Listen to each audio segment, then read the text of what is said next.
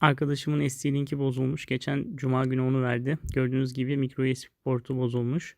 Ben de aldım, bir kurcalamaya başladım tamir edebilir miyim diye. Ciddi sorunları olduğunu gördüm.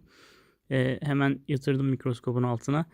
Küçücük bir yol kalmış. Yollardan bir tanesi, veri yollarından bir tanesi kopmuş. Oraya bir tane telle hemen yol yapma çalışmalarına başladım. Bunu ilk defa yapıyorum. İnternetten bayağı bir video izledim bu konu hakkında nasıl yapılır diye. Bu tarz bir çözüm yolu kullandıklarını gördüm. Gördüğünüz gibi çok hassas, ince bir işçilik yapıyorum. Micro USB portu da bozulmuştu. Elimde bir tane eski powerbanklerden birinden micro USB'yi söktüm. Micro USB'yi değiştirdim. Gördüğünüz gibi havyamın ucu da çok kalın. Aslında burada çok daha küçük havya ucu kullanmalıydım ama elimde bu vardı. Yapacak bir şey yok.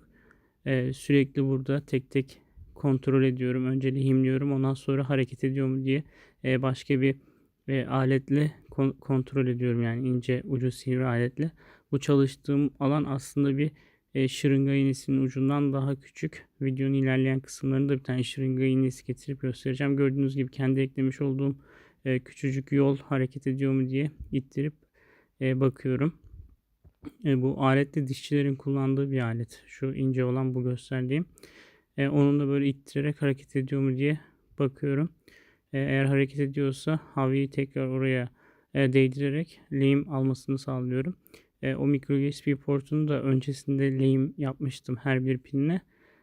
Isıttığım zaman o alttaki pin, gördüğünüz gibi bu da şırınga iğnesi. Çalıştığım alan ne kadar küçük. Daha sonra tamir işlemini bitirdikten sonra bilgisayara bağladım. Haberleşme ledi yanıyor. Güç ledi de yanıyor.